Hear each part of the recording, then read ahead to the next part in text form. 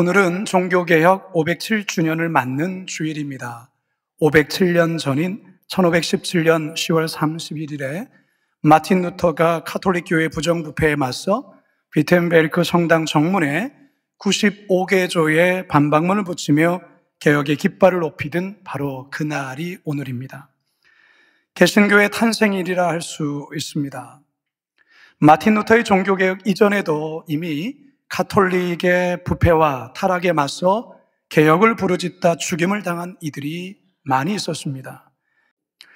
사랑하는 성도 여러분, 이처럼 중세시대의 타락과 부패 앞에 신앙적 양심과 성경의 진리를 외치다 순교하신 이들의 피 흘림 속에 오늘 개신교회가 탄생한 겁니다. 따라서 오늘날 한국교회는 이 종교개혁 정신을 본받아 잘 이어가야 합니다. 특별히 거룩한 빛 광성교회는 더더욱 그리해야 합니다.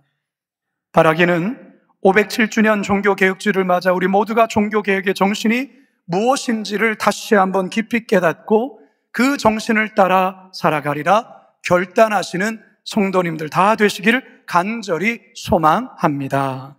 첫 번째 따라하겠습니다. 오직 성경으로.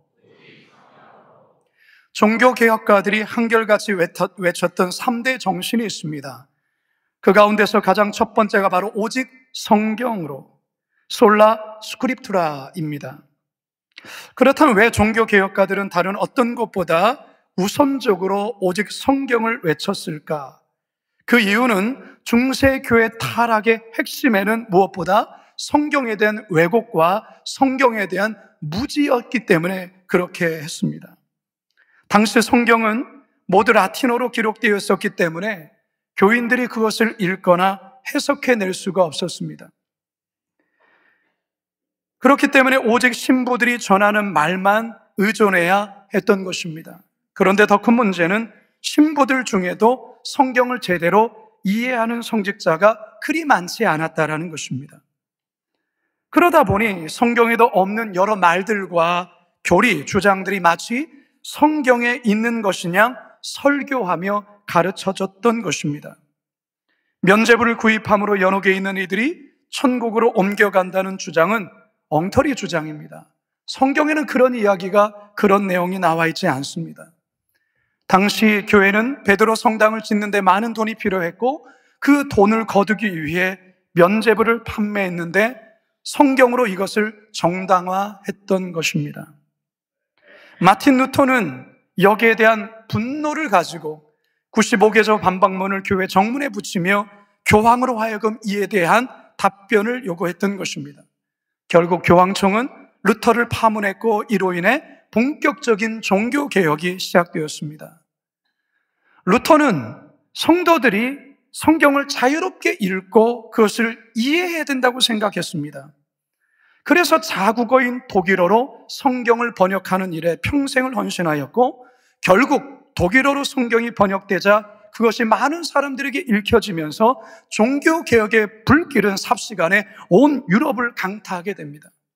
하나님의 말씀이 온전히 읽혀지고 이해되어지고 전해지는 곳에 이처럼 놀라운 성령의 역사가 일어나게 된 것입니다.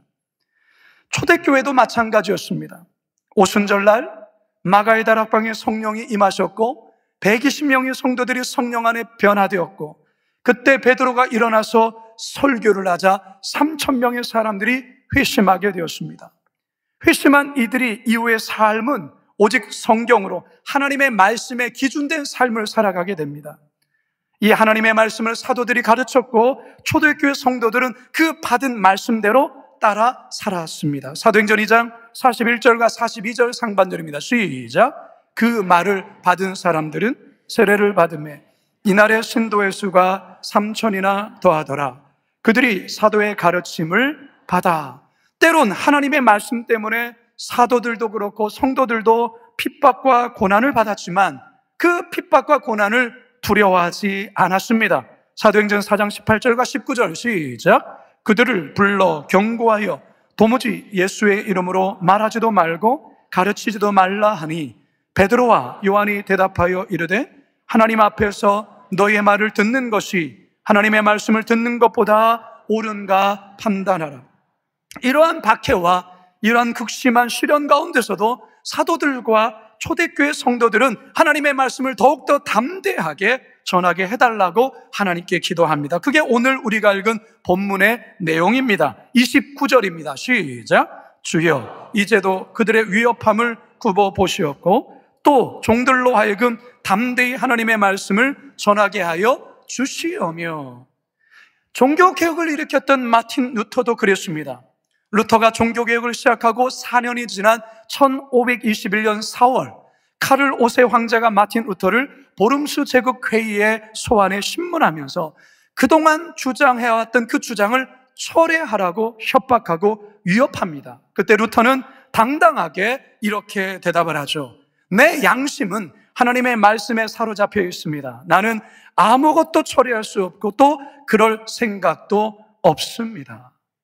사랑하는 성도 여러분, 오늘날의 교회가 이 마틴 루터와 같은 양심을 가지고 있고 하나님의 말씀에 대한 이런 불붙는 마음이 있는지 돌아봐야 합니다. 하나님의 말씀인 성경이 교회에서 바르게 전해지고 올바르게 가르쳐지고 있는지 살펴보아야 합니다. 동시에 우리 모두는 하나님의 말씀을 절대 진리로 믿고 온전히 따르고 있는지도 깊이 점검해 봐야 합니다. 오늘날 이 시대를 가리켜서 포스트 모더니즘 사회라고 하죠. 어떤 특징을 갖고 있습니까? 절대 기준, 절대 가치를 부정하고 전통적인 권위 구조를 해체하려는 특징을 가지고 있습니다. 반면에 상대적인 가치, 상대적인 기준을 옹호하고 선호하죠. 내가 말하는 진리면 옳다고 하지 말고 모든 것을 두루두루 넓게 포용하고 인정하라는 것입니다. 너에게만 진리가 있는 것이 아니라 여기도 진리가 있고 저기도 진리가 있다는 것을 인정하라는 것이죠. 따라서 성경만이 유일한 하나님의 말씀이며 절대 기준이라는 말부터 싫어합니다. 왜 예수님만이 길이요 진리요 생명이냐라는 것입니다. 그게 기분 나쁘다는 것이죠. 사랑하는 성도 여러분, 우리는 성경이 진리임을 믿고 따르는 자입니다. 맞습니까? 종교개혁가들이 오직 성경을 외치며 성명 걸고 진리를 수호한 바로 그날에 우리 모두가 지금 함께 예배드리고 있습니다. 따라서 오늘날 한국교회가 다시금 종교개혁 정신인 오직 성경으로 돌아가야 합니다. 성경을 제대로 바르게 알아야 함과 동시에 더 중요한 것은 성경대로 살아가야 한다는 것입니다. 왜 세상이 교회를 향해 너나 잘해서요라고 비아냥거리며 말합니까? 그들만 탓할 것이 아니라 우리를 돌아볼 필요도 있다는 거예요. 우리가 성경대로 예수님처럼 살지 않아서 그런 건 아닐까요? 정말 성경이 진리라고 믿는다면 우리 이렇게만 살아서는 안 되는 것이죠. 더 겸손해져야 되고 더 낮아져야 되고 아사 교회생, 내가 죽어야 교회가 산다라는 이것을 실천하며 살아야 하는 것입니다. 바라기는 종교개혁주의를 맞아 오직 성경으로 순종하며 살겠습니다. 결단하시는 우리 모든 성도들 되시길 주님의 이름으로 축원합니다. 두 번째 따라하겠습니다. 오직 믿음으로.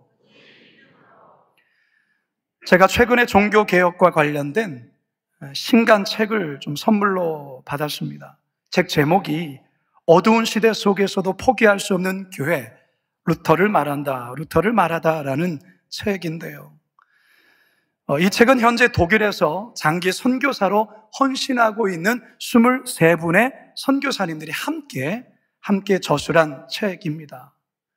종교개혁의 본고장인 독일에서 마틴 루터의 행적이 담긴 곳 하나하나를 소개하면서 거기에 연관된 특별한 사건들 그리고 루터의 사상들을 알려주는 아주 귀한 책이에요. 이 책 내용 중에 마틴 루터 인생을 송두리째 흔들었던 결정적인 사건 하나를 소개하고 있어요. 그것은 바로 1505년 7월 2일에 있었던 사건입니다. 독일 에어프루트 대학에서 법학을 공부하며 법학도의 길을 걷던 루터가 방학을 맞아 부모님 계신 고향인 만스펠트로 오게 됩니다. 방학을 다 마치고 다시 학교로 친구 알렉스와 함께 돌아가던 중 산자락을 지나는데 갑자기 쏟아진 폭우를 피하다가 느닷없이 내리친 벼락에 루터 자신만은 살고 옆에 있던 친구가 그 자리에서 벼락 맞고 즉사하고 맙니다. 루터는 너무나도 큰 두려움에 휩싸이며 절박한 마음으로, 두려운 마음으로 이렇게 기도하죠. 도우소서 성 안나여 내가 수도사가 되겠나이다. 법학도의 길을 가던 루터가 성직자의 길을 걷겠다고 결단한 사건이었습니다. 결국 루터는 그의 소원대로 엄격하기로 유명한 운둔수도원에 들어갑니다. 철저한 금욕 생활과 무거운 고행 등을 행하며 그는 구원을 갈망하죠. 그는 그곳에서 수도원의 규율을 거의 완벽하게 이행하며 초구속으로 정식 사제가 됩니다. 그런데 루터의 마음에는 여전히 죄책감으로 고통을 받습니다. 죄사함을 받기 위해 지극히 작은 것까지도 끊임없이 고해성사를 드려야 했습니다. 하지만 그는 여전히 좌절하고 자신에 실망하고 절망을 했습니다. 이런 루터의 절망을 안타깝게 지켜보던 수도원 원장 요하네스 폰 슈타우피츠는 루터에게 신학 공부를 할 것을 권면합니다. 그렇게 권면한 이유는 너무 루터가 이 고행과 금욕에만 너무 몰두되어 있기 때문에 거기에서 성경으로 그의 관심을 돌려주고자, 도와주고자 그리했다라는 것입니다. 1508년 어느 날 루터는 조그만 탑 속에 앉아 로마서를 읽고 있었는데 로마서 1장 17절의 말씀에 이르렀을 때 뭔가 뒤통수를 크게 맞는 듯한 번듯한 섬광이 스쳐가는 것입니다. 오직 의인은 믿음으로 말미암아 살리라. 이 말씀이 루터의 심장에 박히게 되옵니다. 루터의 오랜 죄책감과 방황의 터널에서 밝은 빛으로 나아가게 한 말씀이 된 것입니다. 그동안 루터는 끝없는 고행과 수행 등으로 의로워지고자 애를 썼지만 그러면 그럴수록 더 큰 좌절과 죄책감에 빠졌습니다. 그런데 인간 스스로의 노력이나 성취가 아니라 예수 그리스도의 십자가의 공로를 그저 믿을 때 믿음을 통해 의롭게 된다는 사실 앞에 루터는 비로소 영적 해방감을 경험하게 됩니다. 구원은 더 이상 불완전한 선행이나 고행에 의존하는 것이 아니라 하나님의 절대적인 은혜와 믿음으로만 이루어진다는 것을 확신하게 된 것입니다. 할렐루야. 사실 유대인들의 신앙도 이와 비슷해요. 무슨 말입니까? 율법과 할례에 의한 공로로 구원을 얻게 된다는 구원관을 가지고 있었다는 것입니다. 그러나 바울이 로마서를 통하여 무엇을 말합니까? 율법을 지켜서 의롭게 되거나 구원을 받는 게 아니라는 것입니다. 어느 인간도 율법을 완전하게 완벽하게 지킬 수 있는 인간은 없다라는 것이죠. 왜요? 모든 인간은 죄인이기 때문에 그렇습니다. 오직 믿음으로 말미암아 의롭게 되고 오직 믿음으로 구원을 받는다라는 것입니다. 로마서 3장 28절입니다. 시작. 그러므로 사람이 의롭다 하심을 얻는 것은 율법의 행위에 있지 않고 믿음으로 되는 줄 우리가 인정하노라. 사도들과 초대교회 성도들은 바로 이 같은 사실을 온전히 믿는 무리였어요. 율법이나 할례와 같은 행위가 아니라 오직 예수 그리스도를 믿는 믿음으로 말미암아 구원을 받는다는 사실을 굳게 믿었다라는 것이죠. 여기에 그들에게는 구원의 감격이 있었습니다. 여기에 그들에게는 말할 수 없는 기쁨이 있었습니다. 그래서 그 감격과 기쁨을 서로를 향한 섬김과 서로의 그 피로를 기꺼이 채워주는 그런 공동체를 이루어 나갔다라는 것입니다. 사도행전 4장 32절입니다. 시작. 믿는 무리가 한 마음과 한 뜻이 되어 모든 물건을 서로 통용하고 자기 재물을 조금이라도 자기 것이라 하는 이가 하나도 없더라. 왜 종교개혁자들이 오직 믿음을 외쳤습니까? 당시 가톨릭 교회가 인간의 공로에 의해 의롭게 되어 구원을 받게 된다는 잘못된 구원관을 전했기 때문에 그렇습니다. 교황이 또한 추기경이 그렇게 교회가 전했다라는 것이죠. 성경은 뭐라 말합니까? 인간의 노력이나 어떤 선행과 공로로 결코 구원을 받을 수 없다라고 말하는 것입니다. 구원은 믿음으로 주어지는 것인 것입니다. 에베소서 2장 8절과 9절입니다. 시작. 너희는 그 은혜에 의하여 믿음으로 말미암아 구원을 받았으니 이것은 너희에게서 난 것이 아니요 하나님의 선물이라. 행위에서 난 것이 아니니 이는 누구든지 자랑하지 못하게 함이라.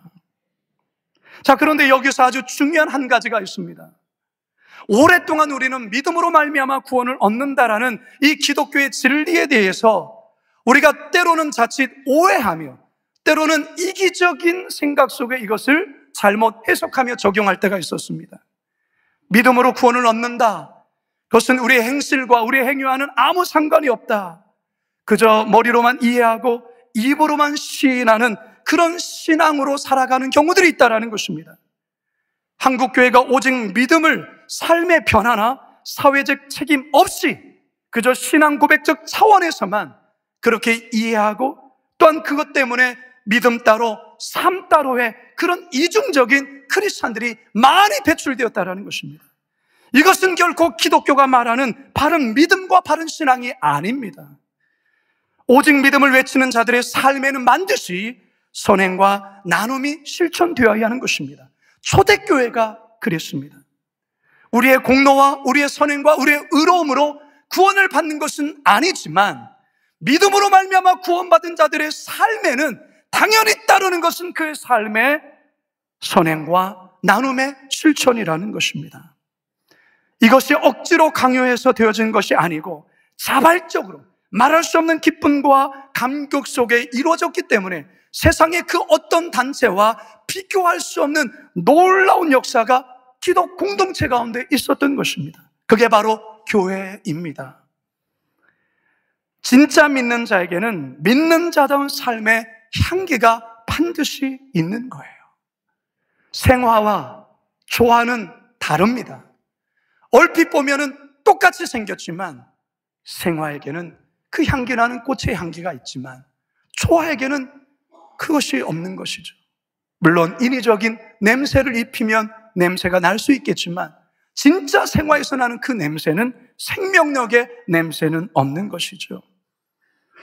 사랑하는 여러분, 바라기는 오직 믿음, 이것이 우리의 신앙의 늘 중심이 되고 이것이 우리는 늘 감사의 이유가 되고 또한 삶으로 살아갈 때 우리의 삶의 능력이 되시는 저와 여러분 모두가 되시길 간절히 소망합니다. 마지막 세 번째 따라합시다. 오직 은혜만으로. 종교개혁 정신의 마지막 세 번째는 오직 은혜, 솔라 그라티아입니다. 중세교회는 덕을 많이 쌓아 공로가 인정되면 천국에 간다는 것이었지요. 하지만 성경은 그렇게 말하지 않습니다. 구원은 결코 인간의 노력으로 얻어지는 것이 아니라는 것이죠. 구원은 전적으로 하나님의 은혜로 주어지는 것입니다. 구원은 하나님의 은혜로 우리에게 주어지고 그것을 우리는 믿음으로 받는다, 그 말이에요. 구원은 하나님의 선물인 거예요. 그래서 사도 바울은 에베소서 2장 8절에서 이렇게 선언하죠. 다시 한번 에베소서 2장 8절 읽습니다. 시작. 너희는 그 은혜에 의하여 믿음으로 말미암아 구원을 받았으니 이것은 너희에게서 난 것이 아니요 하나님의 선물이라. 왜 하나님은 우리에게 구원이라는 이 엄청난 선물을 값없이 그저 주신 걸까요? 그 이유는 값으로는 도무지 우리 인간이 살 수 없기 때문에 하나님이 우리에게 그것을 거저 주신 거예요. 물론 여기에는 엄청난 대가가 이미 지불되었습니다. 어떤 엄청난 대가 지불입니까? 하나님의 아들이신 예수 그리스도께서 십자가에 매달리셔서 우리의 죄 때문에 처참히 죽으셨다라는 것이죠. 우리 예수님 그 십자가에서 우리의 모든 죄값을 이미 다 지불하신 거예요. 그래서 더 이상 내가 지불할 게 없는 거예요. 하나님의 행하신 그것에 조금의 부족함이 있어서 인간의 그 어떤 것이 더해져서 구원을 완성되는 것이 아니라 이미 예수 그리스도를 통한 구원은 완벽한 것이라는 것이죠. 우리의 무엇을 더하거나 빼고에 달려있지 않습니다. 그래서 이것을 우리에게 은혜로 주시는 것이죠. 우리는 그것을 믿음으로 받는 것입니다. 나의 공로, 나의 그 어떤 것 아무것도 거기에 첨가될 수가 없습니다. 그래서 여러분, 기독교는 은혜의 종교라고 말하는 것입니다. 아무런 자격도 조건도 안 되는 나에게, 우리에게 하나님께서 무조건적인 사랑을 베풀어 주신 것, 이게 바로 은혜라는 것이죠. 이 은혜로 우리는 구원을 받았습니다. 따라서 여기에 어떤 자랑이나 나의 어떠한 것이 여기에 첨가될 수가 없어요. 에베소서 2장 9절 읽습니다. 시작. 행위에서 난 것이 아니니 이는 누구든지 자랑하지 못하게 함이라. 사랑하는 성도 여러분, 구원은 값없이 우리에게 주시는 하나님의 선물입니다. 믿으십니까? 여러분들도 이 선물 다 받으셨습니까? 자, 그렇다면 여러분, 이 은혜의 선물 절대로 값싼 은혜로 변질시켜서는 안 됩니다. 우리가 갚을 수 없는 어마어마한 값어치이기 때문에 우리 하나님께서 우리에게 그저 주신 건데, 이것을 여러분 값싼 은혜로 전락시켜서는 안 된다라는 것입니다. 이 은혜를 여러분 귀하게 여기십시오. 그리고 이 은혜에 보답하는 삶을 살아가야 됩니다. 늘 감사하는 삶을 사셔야 되는 거예요. 그리스도인답게 사회적 책임을 다하며 정직하며 솔직하고 선하고 착한 그리스도인으로 살아가야 하는 것입니다. 성도 여러분, 하나님의 은혜에 대한 감격이 있습니까? 죄인된 나를 죽기까지 사랑하시고 독생자 예수님을 기꺼이 내어주신 그 하나님의 은혜에 대한 깊은 감사가 있습니까? 이 은혜를 다시금 회복하시는 이 시간 되기를 주님의 이름으로 축원합니다. 이제 말씀을 마칩니다. 성도 여러분, 오늘은 종교개혁 주일입니다. 종교개혁가들의 피 흘리며 싸우며 순교하면서까지 이 복음을 회복한, 성경을 회복한, 믿음과 은혜를 회복한, 그래서 개신교가 탄생한 바로 그날입니다. 이날에 다시 한번 우리 모두가 종교개혁의 정신을 다시 한번 깊이 마음에 새길 수 있기 바랍니다. 첫 번째가 무엇이었습니까? 오직 성경. 두 번째가 무엇입니까? 오직 믿음. 마지막 세 번째가 뭡니까? 오직 은혜만으로. 이 세 가지 정신을 마음에 잘 새기시면서 이 나라를 새롭게, 이 사회를 새롭게, 교회를 새롭게, 내 가정을 새롭게, 마지막으로 나를 새롭게 하는 저와 여러분 모두가 되시길 주님의 이름으로 축원합니다. 축원합니다. 축원합니다.